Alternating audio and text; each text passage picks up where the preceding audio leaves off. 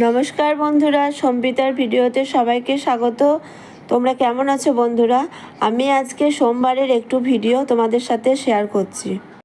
আমি এখানে দুধ আর গঙ্গা জল নিয়ে নিয়েছি। চলো, এগুলো আকন্দার মালা আমি বাজার থেকে কিনে এনেছি। ধুতরা ফুল, গাঁদা ফুল, বেলপাতা, এখানে গাঁদা ফুলও আছে, সব আমি গুছিয়ে নিই। আর চলো কি কি ফল নিয়েছি তোমাদেরকে দেখাই। এখানে বেল আছে, আপেল আছে, কলা আছে, মুসম্বি লেবু আছে, আর অবশ্যই ধুতরা ফুল নিতে ভুলো না। চলো মন্দিরে এলাম, এসে এবার শিবের মাথায় আমরা জল ঢালবো। দেখো এখানে শিবটাও কি সুন্দর, এখানে শিব পার্বতীর ছবিও রয়েছে। এবার আমরা জলটা ঢেলে নিই। চলো মন্দিরটা তোমাদেরকে পুরোটা একটু ঘুরিয়ে দেখাই বন্ধুরা। মন্দিরের ভেতরে অনেক রকম ঠাকুরের মূর্তি রয়েছে। এখানে শিব পার্বতীকে দেখলে চলো ওই দেখো একটা ঠাকুরের মূর্তি, এখানে মা সরস্বতী রয়েছে, মা কালী রয়েছে।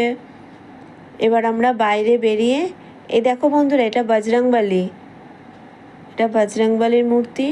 এরপর চলো মন্দিরটা চতুর্দিকে কী কী আছে তোমাদেরকে দেখায়। এখানে আছে নারায়ণ আর লক্ষ্মী। দেখো নারায়ণের মাথার উপর সাপের মূর্তি রয়েছে,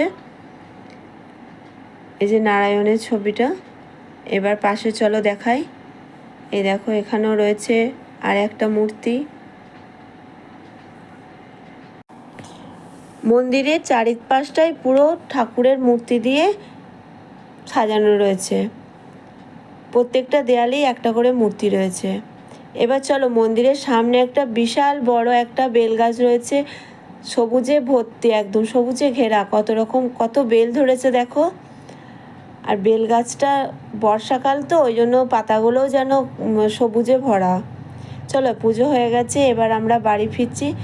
এবার বাইরে থেকে মন্দিরটা তোমাদেরকে একটু দেখাই। দেখো মন্দিরের চূড়াটা, এটা হলো মন্দিরটা। বাইরে থেকে মন্দিরটা দেখো, খুব সুন্দর একটা শিব মন্দির এটা। পুজো দিয়ে বাড়ি ফেরার পথে আর একটা মন্দিরও দেখলাম, এখানেও একটু প্রণাম করে নিলাম। চলো এবার বাড়ি ফেরা যাক। বাড়ি ফিরে আমার ঘরের শিব ঠাকুরকে আমি পরিষ্কার করে নিলাম। চলো একটু জল দিয়ে নিই, যে জল দিয়ে নিচ্ছি। এবার আমি বেলপাতা দিয়ে শিব ঠাকুরকে প্রণাম করে নেব। বেলপাতা দিয়ে দিলাম শিব ঠাকুরের মাথায়, প্রণাম করে নিই।